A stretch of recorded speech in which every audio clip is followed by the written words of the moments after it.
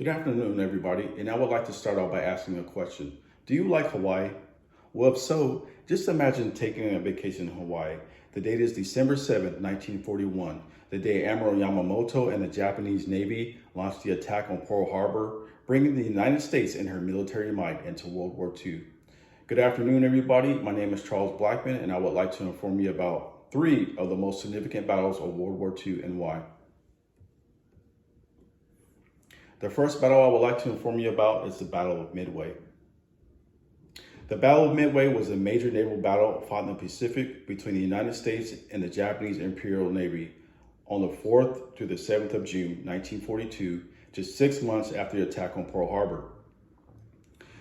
The island of Midway was very important strategically for the Empire of Japan, and if captured, the Japanese could use it as a base to launch more attacks on Pearl Harbor, but by the end of the battle, the United States would end up destroying all the Japanese aircraft carriers and stopping the expansion of the Japanese Empire.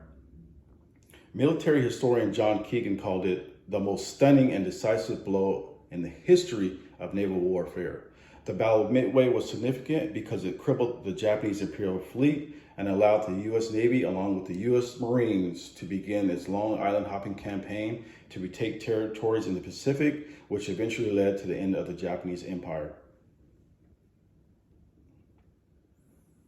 All right, everyone, now that we've talked about the Pacific, now I'm going to talk about the Eastern and the Western fronts. It was no secret that Adolf Hitler hated communism, and even though allies at the time with the Soviet Union, on the 22nd of June, 1941, at 3:15 a.m., Adolf Hitler launched Operation Barbarossa, the attack on the Soviet Union. The German Blitzkrieg, under the command of General Heinz Guderian and his 4th and 6th Panzer armies, pushed through the Soviet Union with ease and were just 50 miles outside of Moscow. But Hitler would go on to make many strategic blunders that would cost major losses to the German army and eventually the war.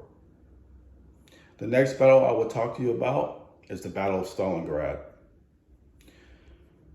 The Battle of Stalingrad was fought from the 23rd of April, 1942 to the 2nd of February, 1943. The city of Stalingrad had no major military significance, but Adolf Hitler wanted the city captured only because it was named after his arch enemy, Joseph Stalin. The Battle of Stalingrad will go down as one of the deadliest battles in the history of warfare, with over 2 million casualties. The Battle of Stalingrad was significant for a few reasons. It was one of the first major losses to the German war machine. It weakened the German army and stopped the German advance into Russia. After the defeat at Stalingrad, Adolf Hitler would go on to say, and I quote, "We have to hide this news from the German people." Now moving on to the Western Front. After the United States declared war on Japan, Adolf Hitler immediately declared war on the United States, which would eventually lead to the invasion of Normandy and France by the United States and its allies. The next significant battle I would like to inform you about is the Battle of the Bulge. The Battle of the Bulge, and some say Hitler's last gamble, took place from December 16, 1944 to January 25, 1945. The offensive was Adolf Hitler's final push to drive back the Allied forces to reconquer Western Europe. The attack was launched in typical German blitzkrieg fashion, and U.S. Army and German generals demanded that Americans surrender, but General George S. Patton, commander of the forces, replied back with one word: nuts. By the end of the battle, over 200,000 lives were lost and the German army was ruined. The Battle of the Bulge was significant because it crippled the German army, which helped to bring an end to the Nazi regime.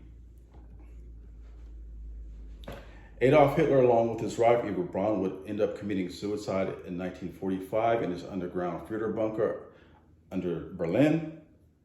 In 1945, the United States dropped atomic bombs on the cities of Hiroshima and Nagasaki, ending the Second World War. All of the battles that I spoke to you about were very important victories for the United States and its allies. If those battles have not been won by the Allied forces, the Second World War may have had a different outcome, and the world as we know it may have been a different place. Thank you, everybody. I hope you enjoyed my speech and have a good afternoon. Goodbye.